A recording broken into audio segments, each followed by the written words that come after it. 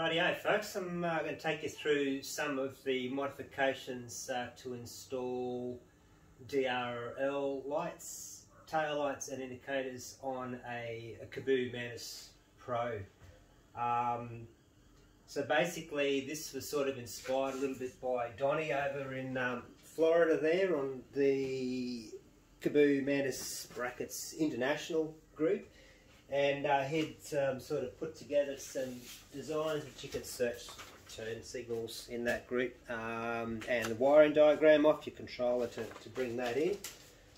This is a little bit different to that design in the fact that what we've done here is we've got some additional auxiliary USB port power outputs on it, and there's a bit of a difference with the flasher and also the power supply relay as well. So I'll take you through some of that stuff as well. So the DRLs are the daytime running lamp or a light. They are generally the front white lights where a bike or a scooter is powered on, or motor running or brakes activator, I think, something like that.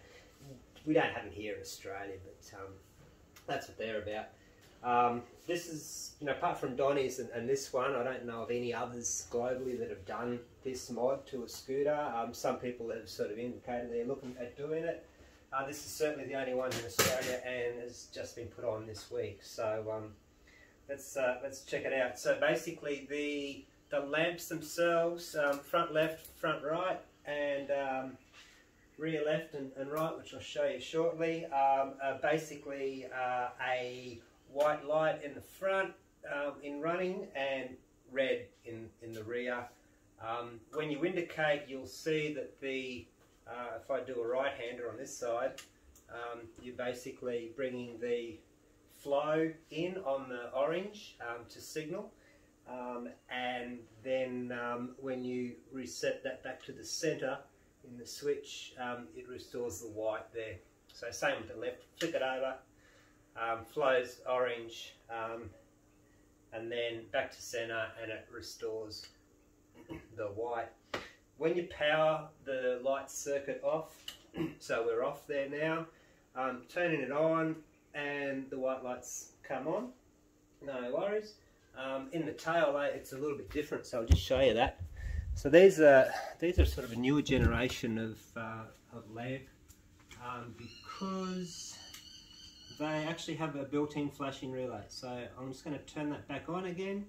You'll see you get your flickering there, which is pretty handy. Like, I mean, obviously with your standard Mantis brake, with your brighter sort of LEDs in the back for braking, not as sort of visual anywhere near as much as those. So if you want, you could flick that on and off to sort of, let know behind that you are needing a bit of attention there. So there's another mod I'm thinking of doing to further progress this design again, to actually run some sort of switch circuit out from the brake lever brake circuit when the levers are activated, and so then that actually sends that pulse through to these rear lights. Maybe a voltage divider in a circuit so that those rear aftermarket lights I put in run a bit lower. Maybe you might run them at 10 volts instead of 12, so they're a bit dimmer. And then when you do apply the handbrake, it comes through with the full 12 volts for those. But some considerations there, because we are running different circuits. So these run off a regulator I'll show you shortly. It's a different circuit to the 60 volt main system that's running through out of the controller. So it's still all powered from the battery. But we do branch off straight at the start of the battery. Alright, so that's the lights. So with the what else we're going to have here? Yeah, okay, so with the controller instrumentation itself, little bug in these which someone else reported on AliExpress. So when you do flick it over to indicate to the left, it can be a bit problematic. That's not too bad going left, but coming back can get a bit stuck. Now I think this is bedded in pretty well now. I don't have those issues. Right's pretty clear. It was just with the left, but I think it's worked its way through. I haven't lubed it up or anything, so that's what that one is. The next one is basically just turning those lights on and off. So if I flick it off and on, that's what I was doing before with that red one. And then you've got a horn as well on this one, which is actually quite a nice one to press. Now I haven't hooked the horn up yet. I will shortly. I do have a little connector there to hook that one in. So what we did is what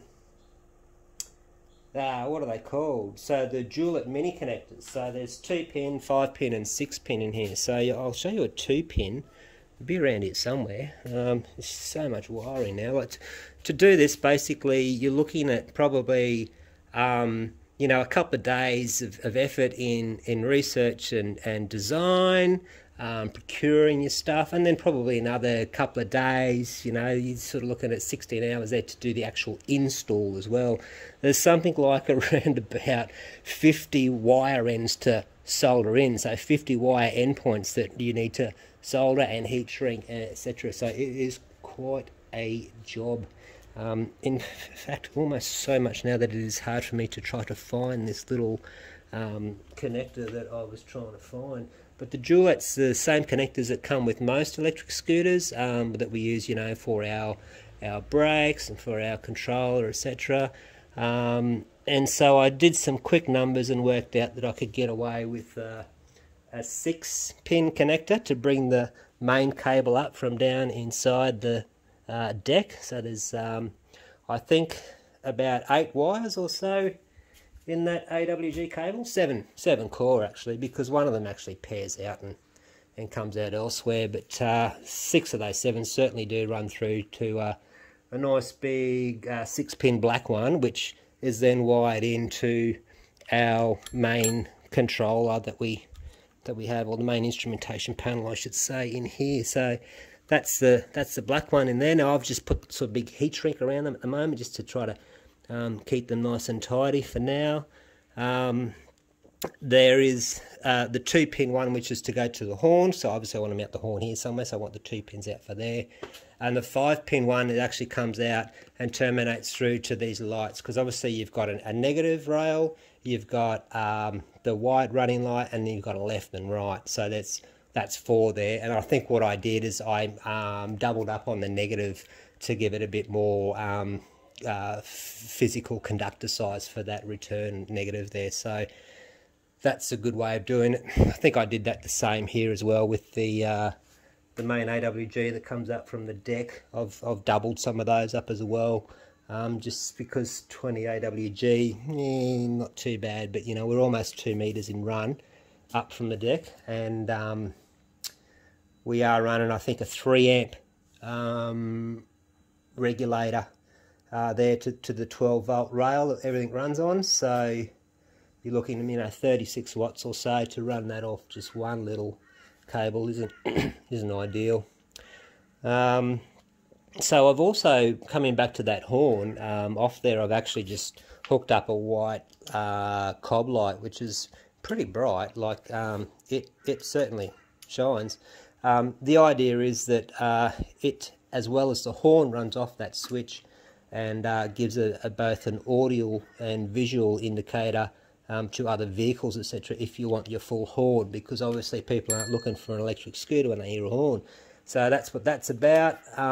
We do have some other signalling here as well. We've got the trusty traditional bike bell, which has a nice little, just, you know, flowing through traffic, pedestrian traffic on it, so that's really good. And then of course you would have noticed the little red one here, which is sort of runs off a USB to charge itself. Is the little horn. You've heard them before, and the various incarnations of different sounds it makes, and then you hit that. So yeah, we effectively do have the 1, 2, 3 different audible sort of warnings there available to us. So we've also got the USB power output as well. So this is giving us about a 2.1 and a 1 amp output. I'm not sure which one's which, but I'll figure that out in time. I was actually going to upgrade that to a quick charge. Oh, look at that, it's got it on there, yeah, so 1 amp and 2.1. So I was going to upgrade that to a quick charge, it just hasn't arrived in time for this install, so this is fine. So you can run obviously your mobile phone off there, 2.1 amps, just this sort of standard 5 volt is going to charge the phone pretty well while it's running your GPS on the screen. You'd be fine with that. And then the 1 amp is really more than enough to keep this the 3 cells in this torch here running the so-called XT30, which is a great little lamp to stick on there, and certainly puts out a nice little light, as you can see there, and that's easy to turn up, and it gets pretty warm if you turn it up. It's got its own thermal management, but yeah, you want your own batteries in that torch so you're not pulling power out of your reserve in the deck. So there is a switch here, but it doesn't matter, that's actually still relayed anyway, this little switch here for the USB. And there's a regulator in here which turns your 12 volt line into your 5 volts. So that's what that little unit is, that's what they look like. They are not too expensive, but yeah, have a look out for your quick charge one. Input voltage range 9 to 24 volts on that one there, but there is in the quick charge one, I've noticed I think it has a 60 volt input on it, so that means we can run that directly off the battery, or the relay off the battery at least, without needing to use up some of the draw on our 3 amp voltage regulator. So as it is, these ones are saying they're something like about a 1.5 watts for the lamps, which I assume is, you know, maybe either what they would draw if you're running both the DRL or tail as well as the indicator, but you can't run both at once because it turns the DRL or red tail off when you indicate. But either way, power consumption 1.5 watts, so you're talking, you know, 0.2 amps or whatever. Bugger all. 36 watt. That's a 3 amp. 12 volt regulator there off your 60 volt, bringing it down to 12. Plenty of power left over to then run your horn, your little flashing light, etc. So we've obviously timed out here, and you'll notice now that, hey, we don't have anything running at all. So there's a little relay in here, so when I turn this on, you might have heard a little relay in there, and I'll put a little photo up. We've managed to fit the relay in just in this part of the deck with the base as well, the little socket for the relay, which is just nice and tidy. If you run out of space, you might not go with the base, but it's sort of better physically to have it in there. It is a tight fit though. You'll see that, you know, by the time you've offloaded a lot of the cabling that is in this part of the deck into that side channel, to bring things out of here to make room for your relay, and obviously your regulator that you put in just fits in the side channel here nicely, and then the connections, you know, your JST connections, etc. in there, you're really sort of using up quite a lot of room. I had to physically just about hammer our little cover in to get it all together. Be careful not to damage anything. So it is a full house, and you know, to swap this out, this USB output here to give me the quick charge one now, I need to have a dedicated wire come down, which I could use one that's in this AWG 7 core. I could, or I've got another one, I don't know, but you obviously can't fit this AWG cable inside the deck. There's just not enough room in there, I don't think. So at the moment it's just sort of zippy tied, and that's the way it is. So with some of the cable routing that we've got, we've obviously managed to move a few little things around. These brake levers are great, that you can just unscrew them and move things around without having to slide them off the end of the bar. So we've got the meat grip aftermarket grips, which are great, must have on these.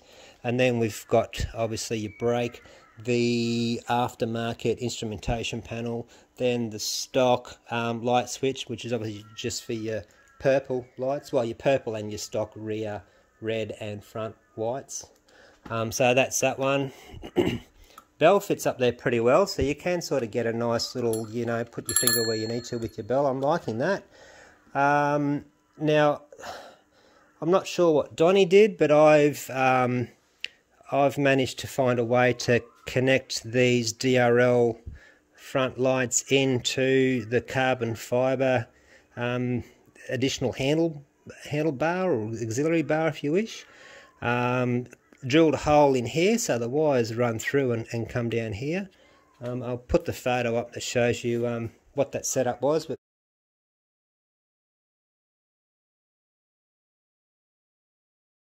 basically that's a trip down to Bunnings, right? So you're looking at a couple of your nylon washers, a wiring grommet, which is around about, I think, 20 or 21 mil in outer diameter, I guess, and then putting them all together on your lamp itself at the end where your thread is. So the thread on these ones is actually a 516, which is the thicker UNC thread. And you'll see there that we've got one of those nuts with the flange ends on them. That's fine. So we're basically popping in some of the nylon washers just because they've got the right outer diameter, and a grommet, and then another nylon washer, and then you might want to put in another bolt or so to have it all secure. So you've got a bit of a hold then. You then need to get your knife out and sort of cut the edges off on your grommet just to bring the size of that grommet down a little bit. And I also had to sort of hit back with the file as well, the outer edge of that nylon washer as well, just so it could fit inside here nice and firm without sort of me needing to resort to have to glue it or whatever. So yeah, I think they're good. So with the relay for these things as well, we might just refer to the flasher relay. This generation does not require a flashing relay. When you're applying power to the indicator, there's all the smarts in here for it to say, right, I need to flash, and obviously flow, and of course disable the tail light that was running. Likewise the same for the front with those white DRL lights. Some people, if you had, you know, other factory indicators and you wanted to match the flashing of these up with those, you'd want a central flashing relay so that they're both triggered the same way. But I don't think you could, even with these generational ones, hook them up either in that, because these will want to flash additionally irrespective of it's being told to by a central relay. So yeah, just make sure you get the right ones here, these newer generation ones. And I think they also talk about them being a little bit brighter or whatever. Not sure, they're not really bright, so that's what they are. With the mount in here, okay, so I'll just bring up a photo that we've got there of how we've put that bolt through, because obviously the conductor runs through the middle of the threaded bolt essentially, and then so you've got your flange nut, which you reverse, turn it around the other way, and it sits perfectly in there.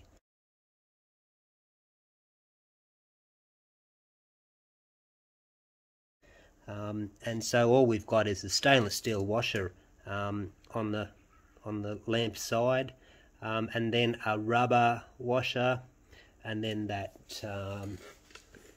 flange bolt, which was pretty cool. So that's what the rubber washers are. So yeah, trip down to the hardware store once you've got everything for those last minute fixture installs. You should be right. I was going to look at maybe some couplers, wrong thread anyway, so that's wrong way, but yeah, you could maybe put a coupler in there, and then one of your wiring grommets around the front and, well, you know, each end of it, just to give it a bit of purchase there, but didn't resort to that, so we're good. So with the horn, one of the areas that people have been looking at doing is putting these probably over-engineered brackets on for the horn. Okay, they are pretty beefy. You could hang just about anything you wanted off these, but yeah, that's what they're for. So you can mount your horn on one of these. I think they go on here, okay, and there's some rubber brackets for that. So all the links for all this stuff are all in there. But yeah, there's your horn sitting there on that bracket. So that's how that fits. But yeah, it's a little bit heavy. It's not too heavy, but it's a bit over-engineered for that. Anyway, you want to get yourself some JST connectors, right? Just get a pack of 50 of those, male and female, of course. So you can wire them up. Don't just try to wire the individual plugs up themselves, because that's just a nightmare of a job. So that's pretty much about it. So there is a 5 amp as well available, regulator, but I just don't really think I need it, particularly given that we've got the option, if you go with the quick charge USB, that you could run that directly off the relay. So yeah, the relay is effectively, if we look at sort of Donnie's diagram, so Donnie had you can see here the patch from the controller output. So this is when the controller's on, when the scooter's on, there is a 60 volt feed that comes out, which goes to the light switch, okay, which is just this one up here, your traditional OEM light switch, that one. So what we've done is we've patched in off there, and then we run that through a regulator, the 3 amp regulator that I've got there to give us 12 volts. But what I've done is I've put a relay across there, and then we're sourcing our 60 volts directly from the battery. So that's your XT30 connectors. Just get one of those Y connectors. Don't go with a XT60. It's a bit overkill. It's a bit big, but yeah, one of those in a 30. Just one of those is where you're bringing your power in, and that's the relay that you heard there before when we turned it on. So it just means there's no voltage loss at all, when it's turned off, etc. It's all switched all here, so it's very nice. So that's where we're running our regulator, but you could also run that USB quick charge output directly off that same relay output as well, if you want, and sort of bypass your regulator. So yeah, that's pretty much about it. So yeah, the main differences that we had with Donnie was that we had that we had the relay in this part here, and we yeah, the relay, and I think that's about it. I think I'm not sure what regulator that we had on Donnie's one, but yeah, 3 amps should be enough. Apparently the power that comes out of here is only really a couple of amps. Now I don't know if that's at 12 volts or 60 volts, but yeah, I mean, this output here is really designed to run your stack of lights, of which there is quite a lineup of lights. So when you want to run another potentially 20-30 watts off that, especially if you've got your USB on here, you might be sort of overloading that, and people have indicated that yeah, there are some restrictions how much current you can pull out of that red and black wire config there that runs out to your lights. So hence why you're probably best to try to squeeze your 60 volt relay in and do that. Alright, so what else have we got on the list? Where is our list? I'll find the list. There you go, we've got a list here.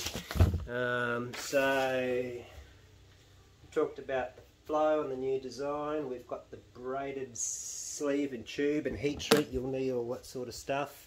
I tend to use a lot of 8mm and 10mm braided sleeve, particularly underneath here.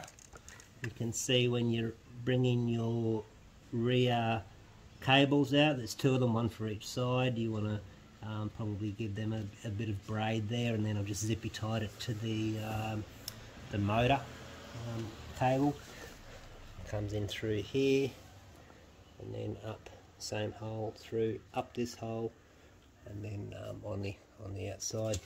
So probably a little bit more braiding to be done just to tidy things up here, but at the moment I've heat shrink and stuff, so we're all pretty good.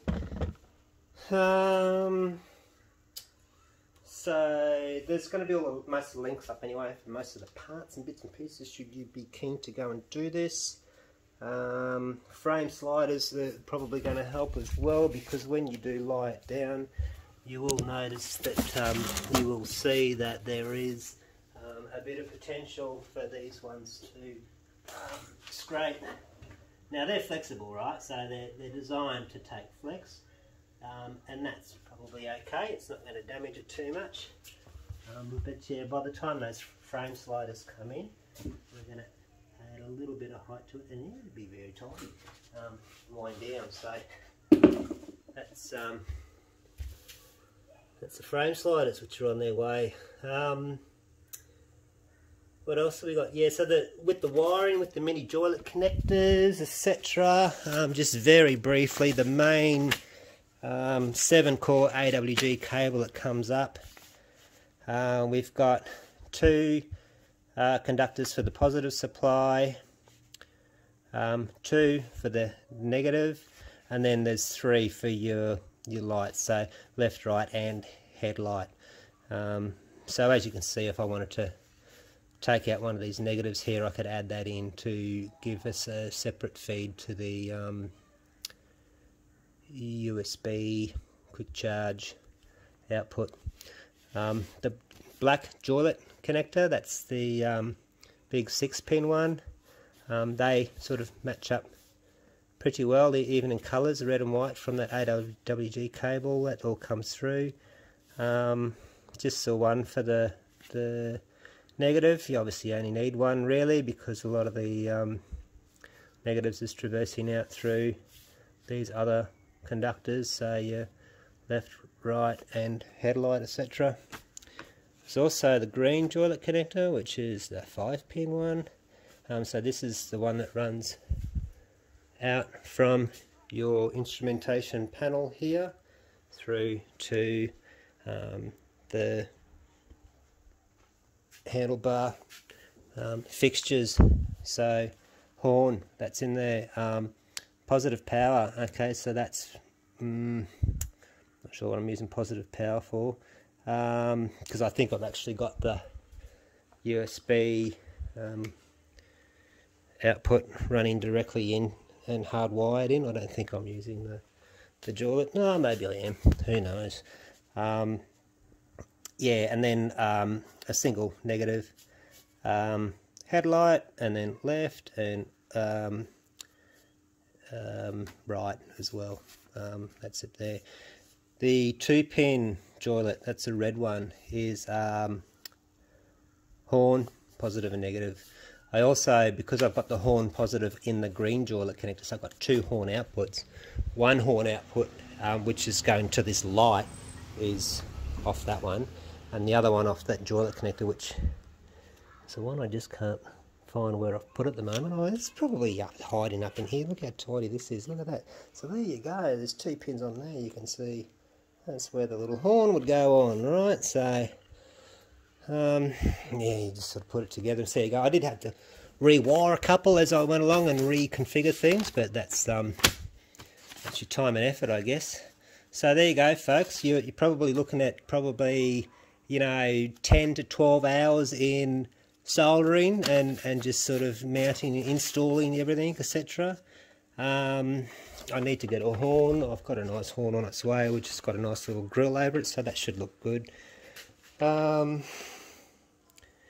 Instrumentation array, it's good to know that that's feeling nice and happy now, that one there. Yeah, it's good. What I do like with these, as opposed to, say, you know, the Mantis 8s or the Wolf Warrior 10s, whilst these are nice with, they've got a little light to indicate, you know, that you're going this way, that way, etc. You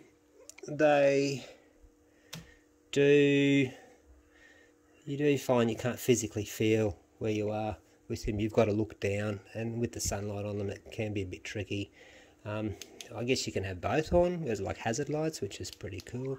You can't do that on the one I've got on the Mantis 10, but yeah, not too bad. The rubber, I don't know, they're going to probably wear out over time, and they do just feel a bit Whereas these, you can just rest your finger on them, even with gloves I found to be pretty good, and just see where they are, and even just move them. Oh, okay, well that's left, that's right, and there's the centre, so I know I'm in the centre. You don't have to take your eye off the road, so to speak. So yeah, heaps brighter, definitely heaps brighter than the indicators that you'd expect to see on some of the newer scooters that are coming out with those built-in ones. I might even just, we'll try and do a little comparison if we just put that on there and bring that over to the right, and then on this one we can probably bring this over to the left, come back here on it, and I guess, you know, the Mantis 8, it's that indicator in the back, down the back there, it's not red, it's not orange, it's red, so it's you know, they're not the right colour to start with for this country at least.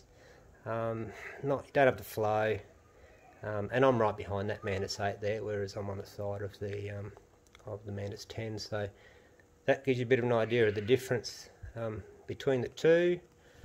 And if we come back over this way, where is it? There we go. You know, so yeah, brightness is actually not too bad on them, but yeah, these have been up a bit higher, a bit more visible than those ones down there. So again, white as well on the front on those. On Mantis 8, whereas you're going that way on these. I've pointed them down a little bit, but that's sort of a bit more front of line. So yeah, there you go, stock indicators comparison. It's a bit of a bonus on the video. That's about it really. I don't really have much more to add. I'd just probably just say, you know, if you're going to do it, you've got to spend a lot of time, do your research, look at some of the diagrams, see what other people have done, look at the bits and pieces that you can buy online, get something that you know is going to do the job, bring them in a bit, and then once you've got it together, you can start to piece together what else you might need, you know, connectors, mounting hardware and that sort of stuff. So you're looking almost maybe 3 months at probably, you know, 8 to 12 hours of effort over time just to get all the stuff together and get your designs right, get all your kit ready. And then when you're ready to do it, yeah, take your scooter offline for a couple of days and just sort of work through it over a couple of days. Fortunately, when I did this, everything soldered up and worked perfectly. There was no dry joints, misconfigured wiring. Everything was perfect. But I've been fortunate enough not to have any distractions, so that makes a big difference. So yeah, want to make sure you're not getting distracted when you're doing it, so you don't lose your train of thought. And I think that's about it. I don't think we've lost too much train of thought in this video for you, so I hope you like it. If there's anything else that has not been covered, God forbid, feel free just to drop a comment in and we can put some responses in there for you. Yeah, a lot of effort, but yeah, there you go, she's done. Righto, thanks guys, enjoy that one. Check ya.